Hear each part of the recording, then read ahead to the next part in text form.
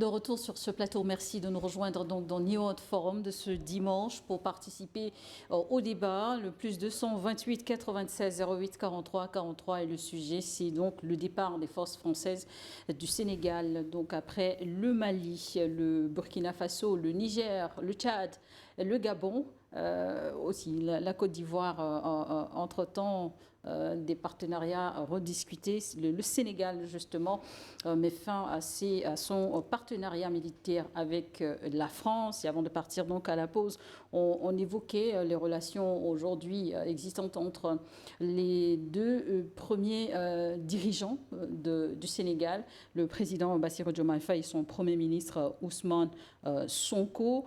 Finalement, la question est revenue plusieurs fois. On la repose dans cette émission. Qui dirige le Sénégal ? C'est Bassirou Diomaye Faye qui dirige le Sénégal. C'est lui qui a été élu président de la République. Il n'y a aucune discussion sous aucune forme.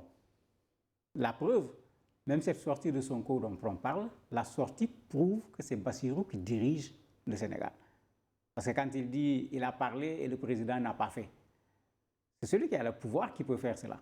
Si ce n'était pas lui qui dirige, si c'était Sonko qui dirige le Sénégal, comme une partie de l'opposition sénégalaise essaye de le faire, de le démontrer, avec un objectif, bien sûr, de pouvoir créer des bisbilles entre les gens, parce que c'est la stratégie également de l'opposition. Il faut séparer ce duo, parce que s'ils restent ensemble, c'est un duo explosif pour le Sénégal pendant longtemps.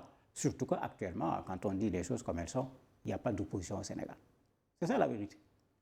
Il n'y a tellement pas d'opposition, quand vous regardez, on a quitté le débat des principes, on est sur le débat des personnes. On a tellement de mal à s'en prendre au président de la République, tout le monde va sur Sonko, puisque Sonko est, j'allais dire, conflictogène. On est sur Sonko, ce n'est pas Sonko qui dirige le Sénégal, c'est Diomaye qui est le président de la République. C'est lui qui détermine la politique. Sonko est le Premier ministre, il ne détermine pas la politique du Sénégal. Donc c'est tout à fait normal qu'il puisse avoir des difficultés parce que quand il veut déterminer une chose et que le président de la République ne pense pas comme lui, c'est ce que le président veut qui passe. Et c'est ça qui est normal dans un État. Maintenant, ils sont dans le même parti. Je peux comprendre que dans leur parti, qu'il y ait cette contradiction. Et c'est tout à fait normal et c'est ça un vrai parti. Un parti où on suit le président, ce n'est pas un parti, ce n'est pas une association politique. Mais la sortie justement du président sénégalais à la suite, après donc Ousmane Sonko, est-ce que cela a suffi pour rassurer les Sénégalais également, l'opinion, que voilà, il y a toujours cette sérénité qui règne entre les deux hommes? Il a montré que c'est lui le président. Il a dit tout simplement circuler, il n'y a rien à voir. Pour utiliser une expression commune, Sonko est mon ami. Mais il a montré que c'est lui le président de la République, en donnant les orientations sur les priorités, c'est-à-dire satisfaire les attentes du peuple sénégalais, puisque c'est pour cela qu'ils ont été élus. Autre chose, c'est lui le président de tous les Sénégalais. Il tient à l'indépendance de la justice sénégalaise. Parce que certains ont dit non, c'est parce que dans le rabat d'arrêt, la justice n'a pas donné raison à Sonko, que Sonko est fâché. Et j'ai dit, certains ont dit, parce qu'on n'a pas une preuve concrète, parce que quand on parle, il faut dire les choses comme elles sont. Il n'est pas d'accord parce qu'on ne l'a pas défendu. D'autres disent, et c'est vrai, Sonko est tellement attaqué au Sénégal, le président ne le défend pas. Mais l'opposition sénégalaise est en train de rendre à Sonko la monnaie de sa pièce. Sonko attaqué le pouvoir, et avec force. C'est ce que les gens sont en train de faire et certains savent que c'est quelqu'un qui a tendance à réagir. Ils sont en train de vouloir jouer sur le côté psychologique qu'ils connaissent de lui pour le provoquer et le pousser plutôt à l'erreur. Diomaye, c'est la sérénité, c'est la lucidité. Tous qui le connaissent pour ça. Il a travaillé quelque part, tous les gens le connaissent, tous les témoignages sur lui sont unanimes. Mais en ce moment, c'est vrai, en termes de démarche, les deux ne sont pas les mêmes. Mais en termes d'objectifs, ils portent le même objectif. S'ils se contredisent, mais ils vont se noyer tous les deux. Ce n'est pas l'un qui va noyer l'autre. Ils vont se noyer tous les deux. Ils vont noyer également le Sénégal. Je ne vois du tout, pas du tout. Et justement, parlons d'objectifs. Ce sont des dirigeants qui, pour leur peuple, incarnent beaucoup d'espoir. Sur le cas du Sénégal, vous me permettrez d'intervenir. Je crois que dans la bisbille qu'on a pu observer entre les deux personnalités, je crois qu'il y a l'avenir politique d'Ousmane Sonko qui est engagé dans cette affaire. Parce que, comme il l'a dit, Sonko, on peut le désigner de conflictogène parce que c'était quand même un homme politique engagé. On a pu voir au Sénégal toutes les luttes qu'il a eu à mener. Il a été plusieurs fois en prison, etc. Et que depuis longtemps, on le connaissait, même si le président Diomaye Faye était dans le PASTEF bien avant Sonko. Je crois que Sonko, par rapport à son parcours, à son engagement politique, il est quand même plus connu. Mais ici, je crois que là, M. Diouf le confirmera, les lois sénégalaises, si aujourd'hui il se fait virer, c'est-à-dire que si le président Diomaye Faye arrive à le déposer, je pense qu'il ne pourra même pas retrouver sa place au sein de l'Assemblée nationale. Ainsi donc, c'est sa mort politique qui est programmée sur l'autel quelque peu de la France-Afrique. Parce que si ceux qui tassent le président Diomaye Faye d'être très proche, d'avoir une proximité avérée avec la France, et que Sonko n'est pas de ce genre, il va falloir tout faire de sacrifier Sonko. Et je pense que Sonko a très bien compris cela. Et c'est pour ça qu'il tire sur la sonnette d'alarme pour se faire entendre. Et le président Diomaye Faye a bien fait de jouer la carte de l'unité, la carte d'apaisement et de donner les orientations comme M. Diouf l'a dit, et pour que la sérénité revienne. Mais je crains que cette sérénité ne soit pas une vraie, parce qu'il se pourrait que quand vous regardez le tempérament même du président Diomaye Faye, moi je le compare souvent, si vous me permettez du terme, à un monstre froid. C'est-à-dire qu'il peut rester là comme un fleuve tranquille et ressurgir après pour frapper plus fort qu'on ne peut le penser. Donc je crois qu'il y a l'avenir politique d'Ousmane Sonko qui est en jeu, et que la proximité du président Diomaye Faye avec la France et la France-Afrique n'est pas totalement, comment je veux dire, effacée, comme il a été promis aux Sénégalais, et qu'aujourd'hui, Diomaye Faye peut à tout moment se retourner contre son allié politique et l'effacer politiquement. La politique, priorité donc à l'agenda politique des deux hommes au Sénégal, mais pour le moment on va aussi retourner aux messages de nos téléspectateurs qui sont impatients donc de participer à cette émission. Le premier numéro, premier message, pardon, le plus 227. Vous trouvez le pays? Le Niger. Le Niger, voilà. Bonjour le plateau, bonjour aux débatteurs. Le thème d'aujourd'hui, j'ai une seule préoccupation, c'est celle-ci. Quelle sera la solution définitive pour que les pays africains sortent de cette dépendance militaire, qu'elle soit française, même russe de plus en plus aujourd'hui sur le continent? Donc Ali Adamou depuis le Niger. Mamadou Diouf. Réaction? Mais la solution, ce que moi j'ai toujours défendu et que je continue de défendre, au niveau de la CEDEAO, il était prévu une force en attente.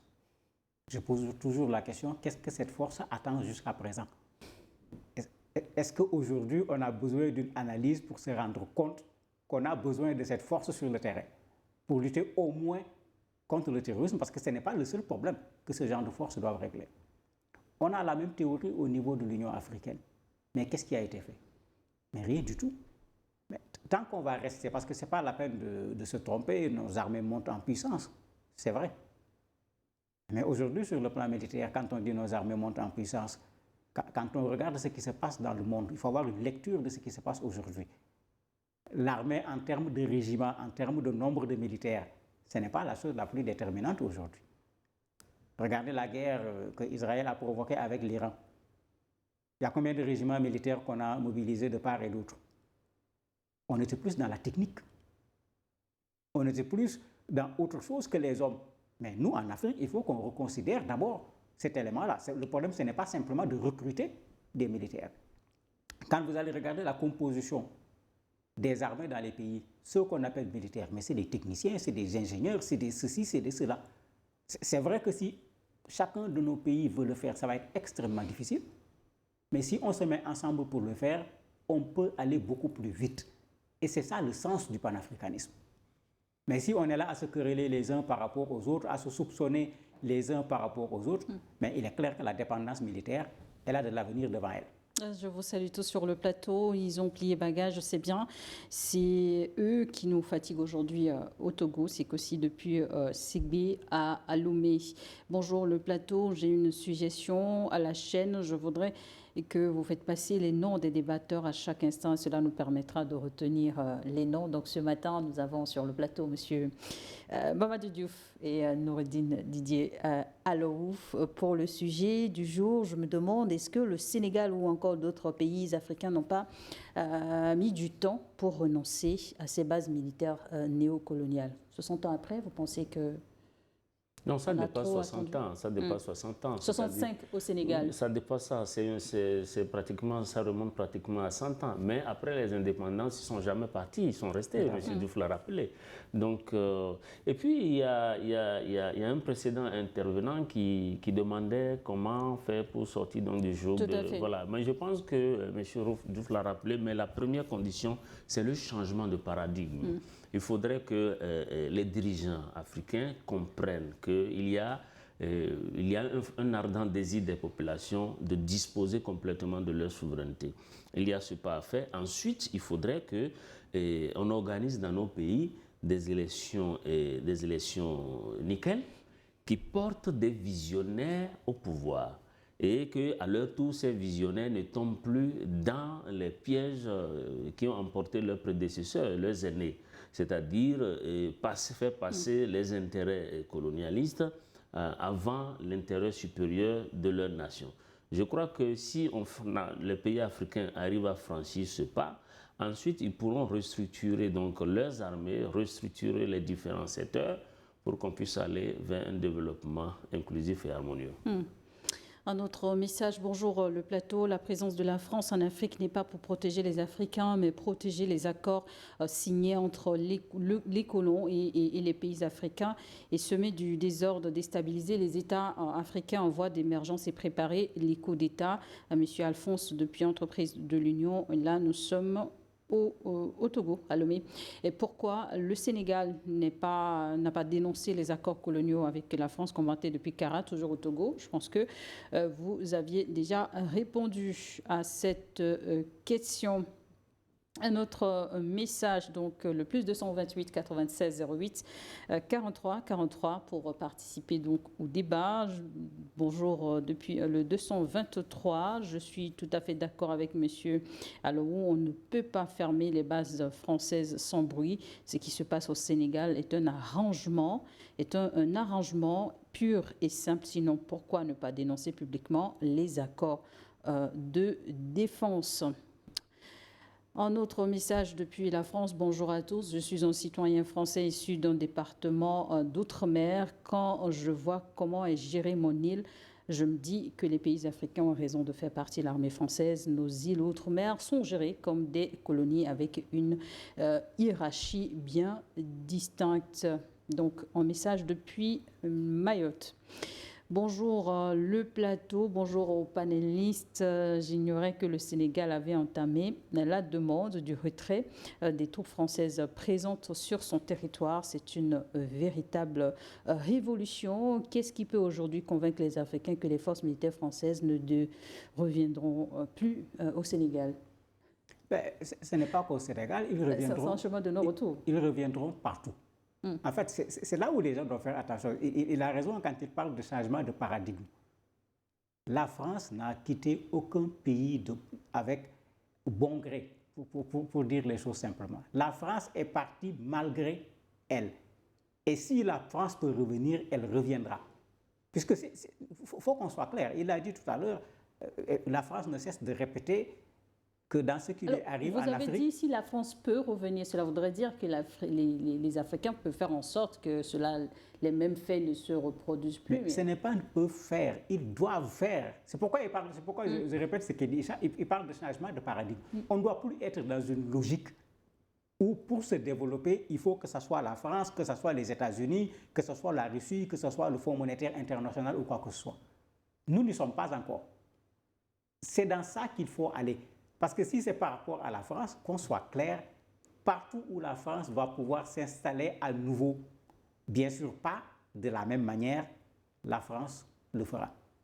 Puisqu'il l'a dit, la France n'était pas là pour nos intérêts. la France était là pour ses propres intérêts. Je crois que c'est un Français qui dit clairement que la France n'a pas d'amis, la France a des intérêts. Donc ça c'est clair. Et il n'y a qu'à regarder la récente conférence de presse du général Thierry Bouka. Il a dit clairement que la France est dans un besoin de se repositionner, une nouvelle stratégie avec une présence en Afrique moins visible, moins discrète. Donc ça veut dire qu'ils ne sont pas prêts à partir. D'une manière ou d'une autre, ils veulent rester parce que, comme je vous l'ai dit, les raisons officieuses de la présence militaire des Occidentaux en Afrique, ce n'est pas ce qu'on nous affiche. Les raisons officieuses, c'est autre chose. C'est des instruments de domination et de pillage, tout simplement. C'est de ça qu'il s'agit. Voilà pourquoi, et c'est vitaux, tout ça c'est vital pour eux, et ils n'iront pas dormir sur le laurier, ils trouveront d'autres stratégies. Donc il faut le changement de paradigme, et il faut une veille citoyenne, et il faut qu'on soit prêt à chaque fois qu'ils élaborent des stratégies pour venir, il faut qu'on arrive à détecter ces stratégies et à les mettre hors d'état de nuire. Un message, le plateau. Bonjour à tous. On ne négocie pas avec le colon. Le Sénégal veut jouer au gentil. C'est pas du tout sérieux dans la vie d'un État. Gouban depuis Djidjoli. Nous sommes au Togo. Bonjour le plateau. Toutes mes civilités et salutations fraternelles depuis le Mexique pour tout Africain éclairé. Le départ de l'armée française du Sénégal est fait de la manière dont la France veut. Ne pensez pas que les autres ne connaissent pas le Sénégal. Donc pour lui, il pense également qu'il y a eu peut-être arrangement, ce qui n'est peut-être pas aussi le cas. Bonjour Niod Forum, bonjour aux invités. La France est plus ont crié dans le Sénégal. Alors, message pas très clair, merci beaucoup de nous envoyer des messages très compréhensifs, très aussi simples pour nous faciliter la tâche. Didier Alou, vous parliez également de la question du franc CFA. On se pose la question après donc la rupture des accords militaires. Que restera-t-il? Quelle sera la suite? Et on sait que les Africains ont soif également d'évoquer ouvertement, une fois de plus, la question du franc CFA. Qu'est-ce qu'il en est? Quelles sont vos analyses? Oui, absolument. Et je crois que dans les thèmes de campagne du PASTEF figure aussi la question monétaire. Je crois que dans les thèmes que le PASTEF a développé, il y a la question de la souveraineté économique également.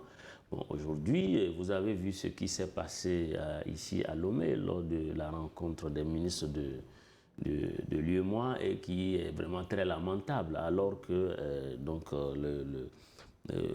c'est le tour du Burkina de pouvoir prendre les rênes de cette institution. Vous avez vu comment le comportement de la Côte d'Ivoire et d'autres pays également. Donc ça veut dire qu'il y a un travail à faire, même sur la souveraineté monétaire et économique, il y a un travail à faire.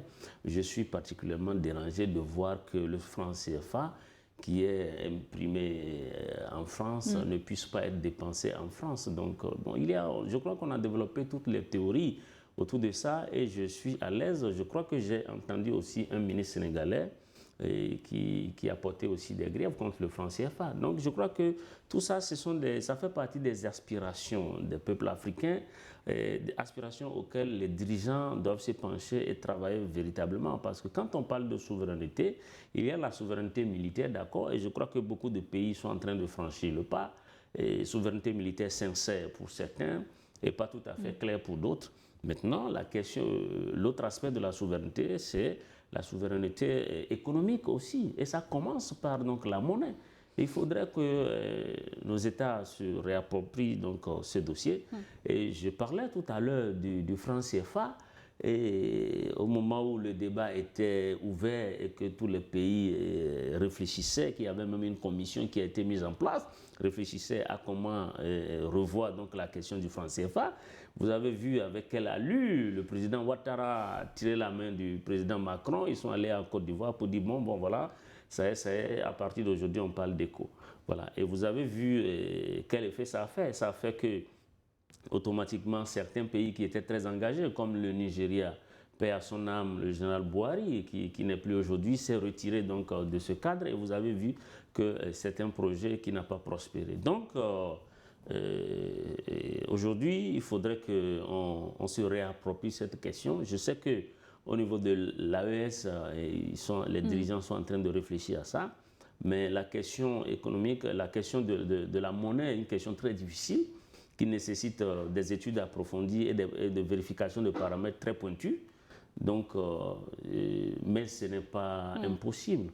Ce n'est pas impossible. Les Africains peuvent effectivement réussir ce coup dans l'intérêt même de leur souveraineté économique. La question a été débattue dans différentes capitales de l'espace CEDEAO, même ici à Lomé. L'écho, est-ce que finalement on verra naître cette monnaie un jour? Et quelle est la position, ou sinon comment le sujet est-il abordé au sein de la communauté sénégalaise sur le franc CFA? Sur le franc CFA, le Sénégal a participé à ce débat depuis fort longtemps. Comme je dis, nous, c'est étudiants qui ont posé déjà ces problèmes. C'est pourquoi il y a un décalage qui est là, qu'il faut reconnaître. Je me rappelle encore, j'étais le doyen de la faculté des sciences économiques et juridiques de l'université au niveau de Dakar, qui était très connu sur ce débat. Et le Sénégal, il y a toujours eu ce débat de façon contradictoire. Vous avez des gens qui disaient sortir tout de suite, et ils sont encore là. Même s'ils ont bien blanchi aujourd'hui, vous allez le voir, qui continuent non plus dans les plateaux de télévision, mais à travers des contributions au niveau des journaux. Je pense à mon père Diouf, parce que, bon, il est Diouf comme moi, ce n'est pas mon père biologique, Matar Diouf, professeur d'économie, qui continue à écrire. En fait, c'est une nécessité si nous voulons effectivement être des États souverains. Moi, je ne peux pas comprendre qu'on considère que le CFA, c'est la monnaie française, qu'on dise je suis souverain et qu'on fonctionne avec le CFA. Maintenant, je suis d'accord, sur le plan politique, c'est très facile de créer une monnaie. Tu prends la décision de créer une monnaie, de battre monnaie, c'est tout. Mais sur le plan économique, suivez les débats entre les scientifiques sur la création d'une monnaie. Et l'enjeu serait au niveau de la gestion?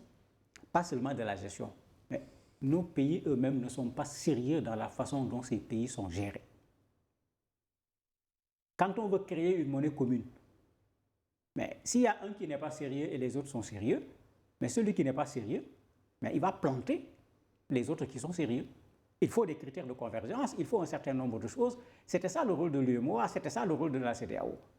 Et ce travail n'a pas été fait comme il se doit. Et tant que ce travail ne sera pas fait comme il se doit, il n'y aura pas de monnaie commune.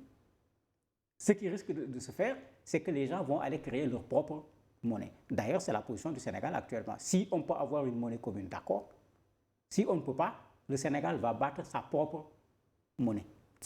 La vie n'est pas partagée par tous les Sénégalais, mais c'est ça la position du pouvoir actuel par rapport à la monnaie. Donc moi, je crois qu'on a des scientifiques quand même, on a des économistes quand même, mais ils n'ont qu'à s'asseoir et faire le travail qu'il faut. On ne peut pas créer une monnaie sans risque. On ne peut pas créer une monnaie sans que ça ne crée des enjeux. On ne peut pas créer une monnaie sans que ça ne puisse créer des difficultés. Il y a des pays qui ont leur monnaie. Tantôt ça va, tantôt il y a des problèmes. Le Nigeria est là.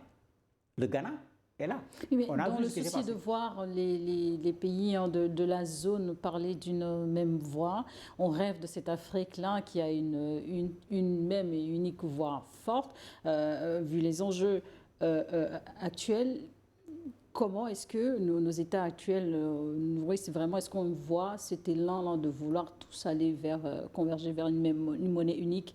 Est-ce que c'est possible? On peut en rêver dans nos pays actuels? Oui, mais c'est une nécessité, c'est tout à fait possible. Maintenant, il faudrait qu'il y ait une vraie convergence et qu'il y ait vraiment une harmonisation des points de vue et qu'on détermine la politique en fonction justement du poids que nous représentons aujourd'hui dans l'Afrique et dans le monde et qu'on regarde tous les paramètres scientifiques qu'il faut pour aller vers cette monnaie. Et je crois que c'est ce travail technique-là qui manque aujourd'hui. Parce que quand vous prenez, je prends l'exemple toujours du président Ouattara, parce que c'est lui justement qui, je peux le dire, a fait foirer le topo, en quelque sorte, on peut le dire ainsi. Mais vous voyez un peu, comme il dit, il faudra que tout le monde soit sérieux, qu'on se décide enfin. Parce que nous savons tous que c'est une nécessité, nous savons que c'est un besoin, nous savons qu'il le faut pour l'expression populaire même de notre souveraineté, parce que ce franc-là, ce franc CFA que nous utilisons, il est caduque, il est dépassé et il permet justement à la France de contribuer à avoir une mainmise sur nos économies. Ça, on le sait. Mais pourquoi les dirigeants et les populations le veulent? Les populations le veulent. Il y a un désir aujourd'hui de toutes les populations de la zone de pouvoir disposer de leur monnaie à eux. Mais aujourd'hui, quand les dirigeants n'arrivent pas à franchir le cap qu'il faut, quand les dirigeants n'arrivent pas à se mettre ensemble, évidemment que ça crée un malaise, une pression supplémentaire sur la population. Donc, encore une fois, c'est une nécessité. Et je voudrais profiter du rôle de cette tribune ce matin pour lancer encore un appel aux dirigeants de la CEDEAO, aux dirigeants de l'UEMOA, à pouvoir s'harmoniser pour satisfaire donc cette population qui désire ardemment à la souveraineté militaire, mais aussi à la souveraineté monétaire et économique. Un message depuis la Côte d'Ivoire. Salut New York Forum. Je salue M. Diouf et son co-débatteur, la modératrice et les techniciens. Merci beaucoup. Concernant le sujet du jour, je trouve très bien que l'armée française dégage du Sénégal. Toutes mes félicitations aux dirigeants et au peuple sénégalais. Cependant, je voudrais que nos journalistes arrêtent de reprendre les termes de propagande française du genre, sentiment anti-français, manipulation de la Russie et autres. Qu'est-ce que vous en pensez? Ça, c'est tout à fait normal. Je disais tout à l'heure que la France a son opinion publique. Il ne faut pas oublier que ce n'est pas comme nos pays. Hein. Là-bas, l'opinion publique, ça compte. Dans une bonne partie de nos pays, l'opinion publique ne compte pas. C'est ça la vérité. Mais là-bas, parce que l'opinion publique compte, rappelez-vous qu'à l'intérieur de l'Assemblée nationale française, des députés ont demandé que les soldats français quittent l'Afrique. Et de façon extrêmement forte. J'allais dire même de façon radicale. Mais comme j'ai dit, la France ne voulait pas partir. De sorte que ce n'est pas seulement les Africains qui demandaient. Vous avez même des Français en France qui demandaient et la France refusait à cause de quoi? Mais d'intérêt. C'est très clair. Maintenant, cette France-là qui finalement décide de partir, mais elle est obligée de chercher le vocabulaire qu'il faut. Parce que les gens avaient dit et ils n'avaient pas écouté ce que les gens avaient dit. Rappelez-vous, à la rencontre de Pau, mais il y a des Français qui, dès ce moment, avaient dit « si les Africains ne veulent pas de nous, quittons ». Pourquoi la France n'avait pas suivi? Donc, ce n'est pas un débat en Afrique seulement. Même en France, il y avait un débat sur la présence des forces françaises au niveau du continent africain. Mais comme on le sait, ce n'était pas une petite affaire pour la France. Il ne faut pas prendre ce qu'on nous dit. Hein. C'est une vraie perte pour la France. Mais elle est obligée d'atténuer pour son opinion public. Bonjour les panélistes, je vous suis avec attention et vous remercie pour une lucidité apportée. La sagesse africaine dit que l'on ne peut jamais mettre deux moutons dans une même cage qu'au risque de les voir se bagarrer. Mais dans ceux des jeunes à avoir une cohabitation parfaite et non de jeter de l'huile sur le feu. Lilius depuis Luanda. En Angola. Bonjour, mon nom est Ibrahim Ndiaye depuis Montréal. Ce sont déjà Sénégalais. Ndiaye. Tout à fait.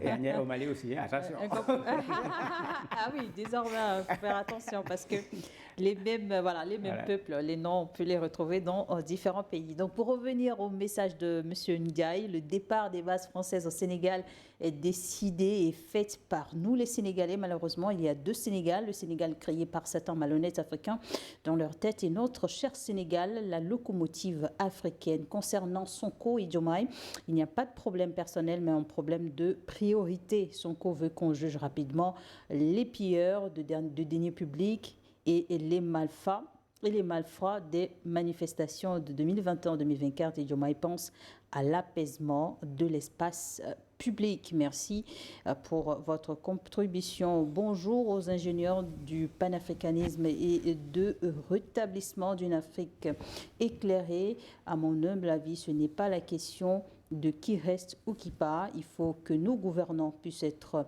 des personnes dignes de confiance, des vrais patriotes et des hommes intègres qui doivent faire entendre leur voix, non pour faire du bruit, mais pour être entendus et respectés. Les dirigeants africains doivent s'unir et s'entendre sur les questions du développement et du bien-être de leur population dans l'unité.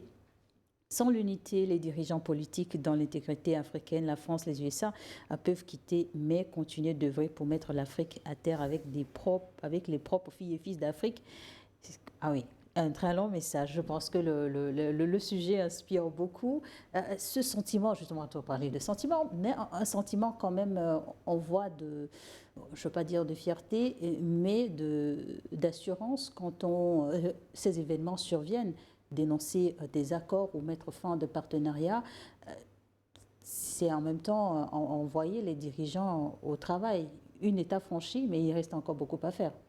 Oui, mais bien sûr, en tout cas, l'opinion publique africaine aujourd'hui partage très fortement ce désir, cette aspiration profonde à donner du contenu à notre... Quand nous parlons en Afrique aujourd'hui de souveraineté, les peuples voudraient que ça ait un contenu et que ça ne soit pas un thème qui est galvaudé ou bien utilisé à tous les niveaux. À tous les niveaux. Donc voilà, donc c'est une nécessité. Maintenant, le rôle des dirigeants, justement, c'est de voir comment concrétiser ce désir-là des Africains. Et c'est à cette tâche-là que nos dirigeants sont appelés.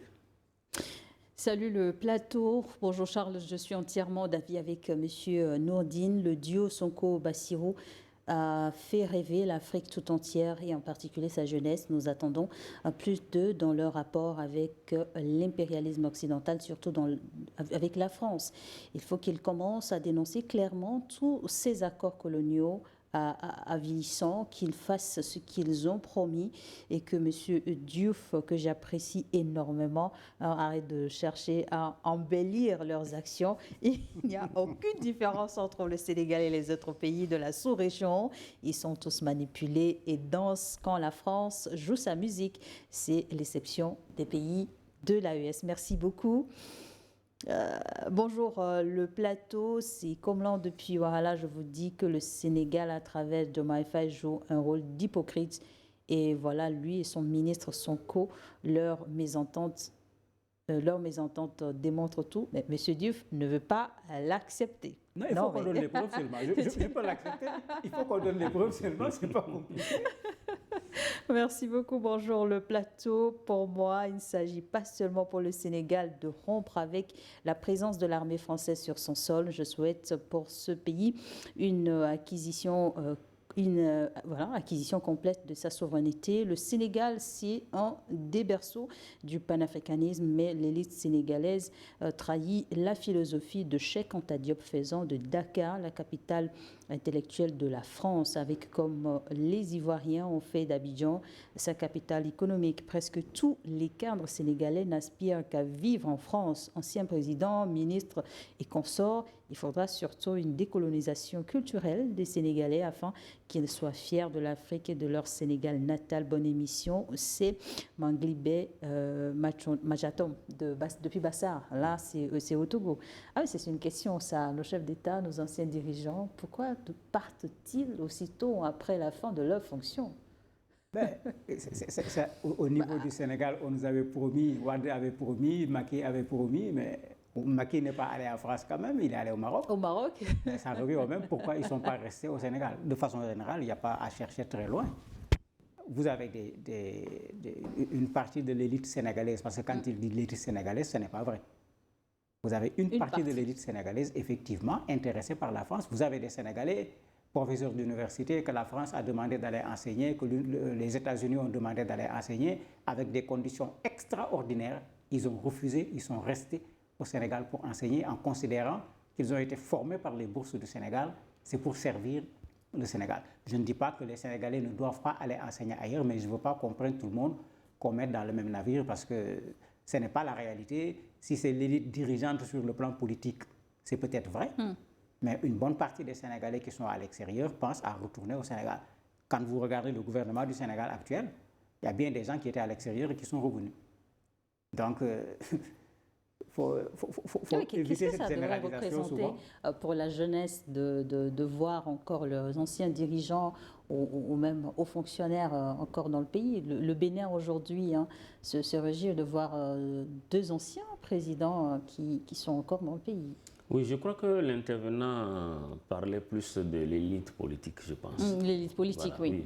C'est ça, c'est ça. C'est-à-dire que d'abord, quand les chefs d'État sont au pouvoir, pour certains d'entre eux, la qualité de leur gestion, la qualité de leur management, surtout humain, et des fois laisse à désirer, ce qui fait qu'ils n'ont plus la latitude de vivre en paix chez eux une fois qu'ils aient rendu le pouvoir. Voilà pourquoi chaque dirigeant doit travailler dans l'intérêt supérieur de son pays, de son peuple, quitte à ce qu'il continue à vivre avec la population une fois qu'il a passé les charges. Et vous avez bien fait de citer le Bénin. Quand vous prenez aujourd'hui le président Yahi Boni, le président Nicéphore Dieudonné Soglo, et avant eux, il y avait le président Mathieu Kérékou lui-même. Donc tous ces présidents, après avoir passé leur charge, ont continué à vivre en paix, paisiblement chez eux. Donc je crois que c'est des exemples à suivre par plusieurs dirigeants sur le continent, et de diriger de manière à prévoir leur retraite au sein de leur communauté. Parce que plusieurs ne prévoient pas leur retraite et après, ils sont incapables de vivre sur le territoire et c'est bien dommage. Le plus 228 96 08 43 43 pour donc participer à l'émission, nous partager donc vos avis sur le sujet du jour, le départ de troupes françaises du Sénégal. En notre message, bonjour le plateau, que pensez-vous de l'attitude du président sénégalais lors de sa visite à Washington? Alors, il n'était pas seul, il y avait d'autres dirigeants avec lui. Mais il faut dire que ces présidents africains dans cette posture, surtout la photo finale comme on l'appelle, le président Trump assis, moi je me voyais enseignant avec mes élèves qui viennent réclamer, non, j'ai trouvé ici, il faut me donner un point supplémentaire.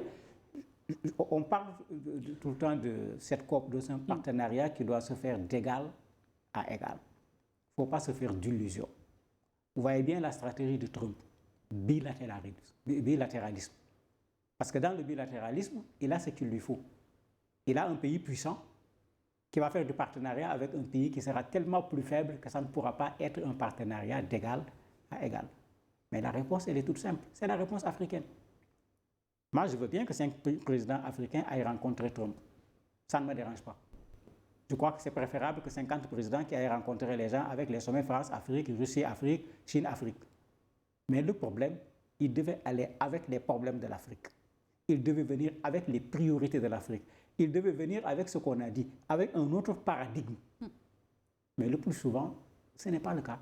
Maintenant, vous connaissez Trump, lui, il se croit le roi du monde, il veut montrer qu'il est le plus fort. Il l'a dit clairement. L'Amérique est revenue, cette Amérique forte, triomphante, etc.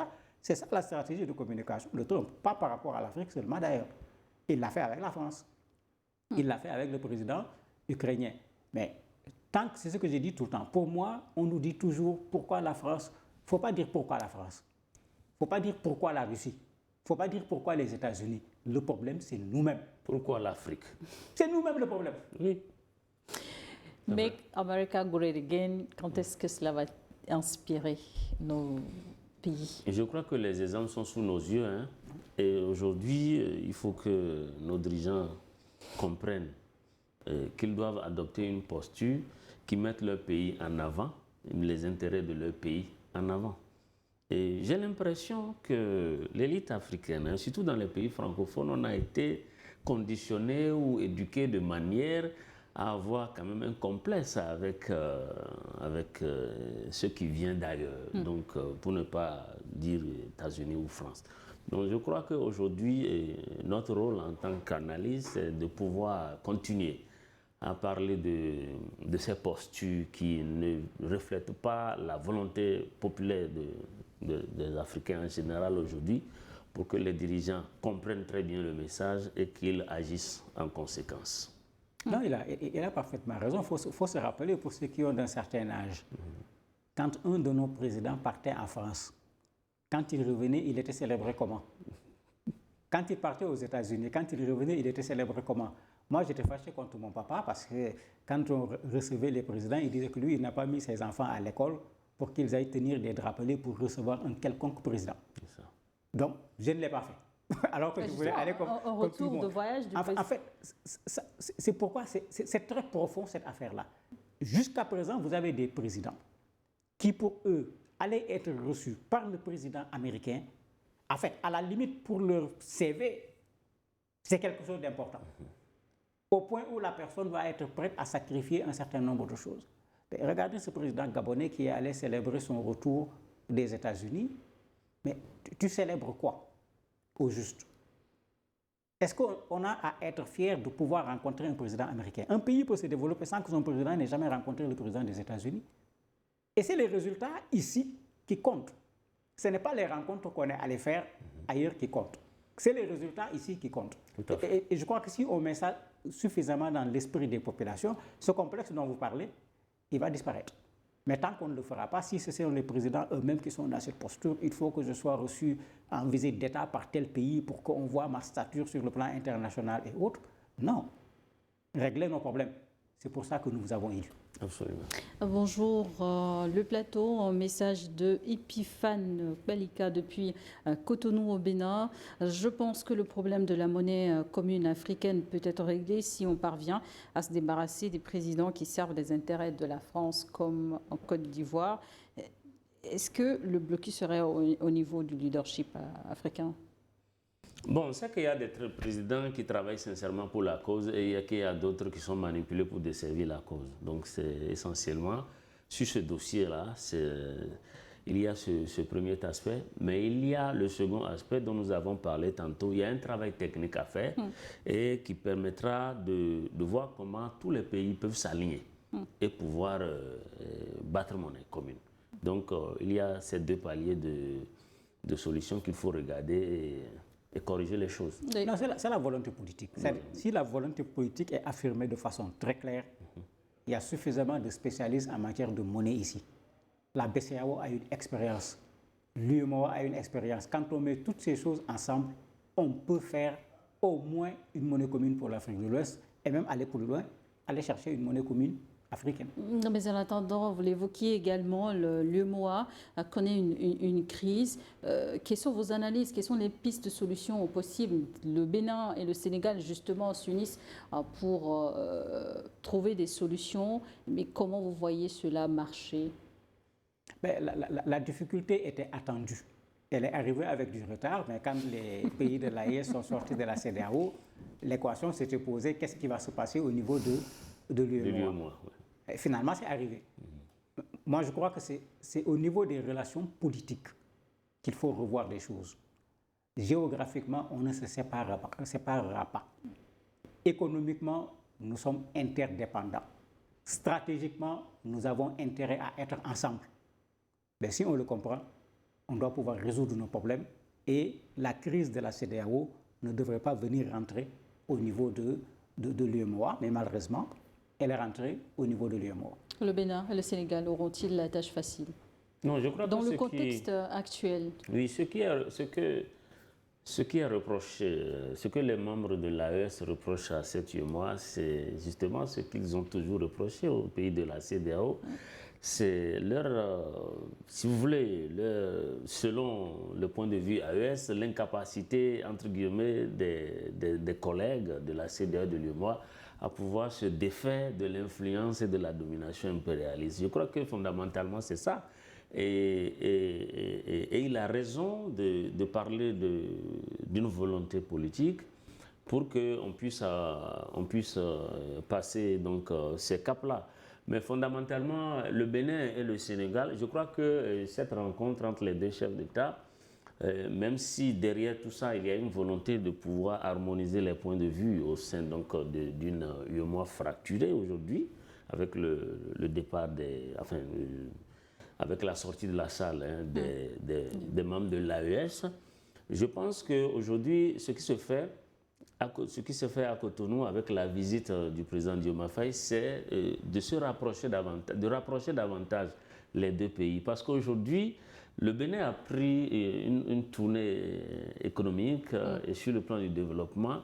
Et donc le Bénin essaie aujourd'hui de s'approcher de tous les pôles qui peuvent lui apporter quelque chose. Et aujourd'hui, il peut y avoir un partage d'expérience et de coopération entre le Sénégal qui est très avancé sur certains points et le Bénin aussi qui peut aussi apporter beaucoup pour le Sénégal sur d'autres points également. Donc je pense que fondamentalement, je ne sais pas comment, si ces deux présidents, Talon et Diomafa, ils veulent régler la question de l'UEMOA, je ne sais pas comment ils peuvent s'y prendre, mais fondamentalement, ce qui est reproché, le reproche qui est fait par les membres de l'AES, c'est l'incapacité des autres pays à pouvoir se soustraire de l'influence de la France au sein donc de l'organisation. Oui, mais en même temps, je ne sais pas si on peut déjà appeler ça dans une médiation, mais comment est-ce que ceci peut apporter des fruits? On sait que le Sénégal est pour l'apaisement, même vis-à-vis de la CEDEAO, la crise avec l'AES, alors que l'AES et le Bénin, ou sinon précisément le Niger et le Bénin, c'est pas les relations ne sont pas vraiment au beau sur le plan politique. Est-ce que cela ne peut pas constituer un frein à cette démarche entre les deux pays? Ça ne devrait pas, parce que entre nous, nous sommes africains. Ça ne devrait pas.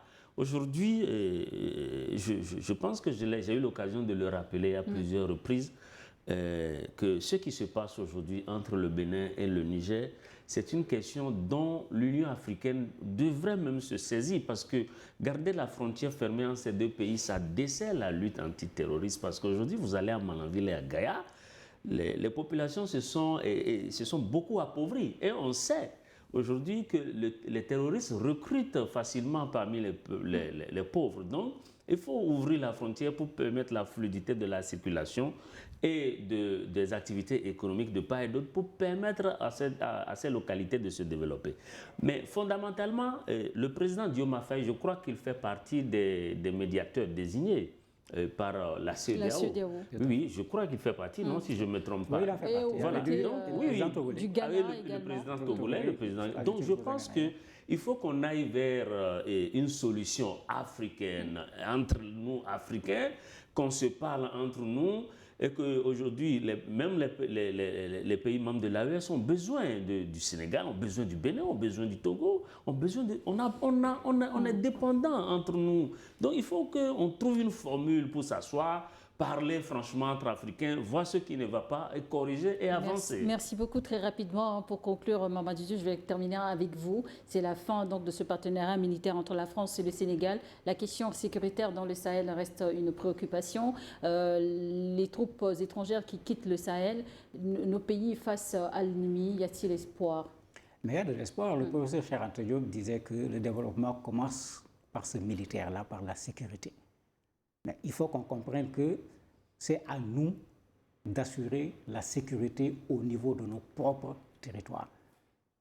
Quand on ne le peut pas, il vaudrait plutôt chercher une aide africaine qu'une aide qui soit à l'extérieur de l'espace africain. Trouver donc des solutions africaines aux problèmes africains. Merci messieurs d'avoir participé au débat du jour. Mamadou Diouf, journaliste, écrivain, islamologue et éditorialiste, merci d'être passé. Didier Nourdinalo, journaliste également, directeur d'Africa Dev. Merci à tous. Merci à vous tous qui avez participé donc à l'émission du jour. Merci à tous nos amis de la technique. Merci. On se donne rendez-vous donc dimanche prochain sur la même chaîne New World Info.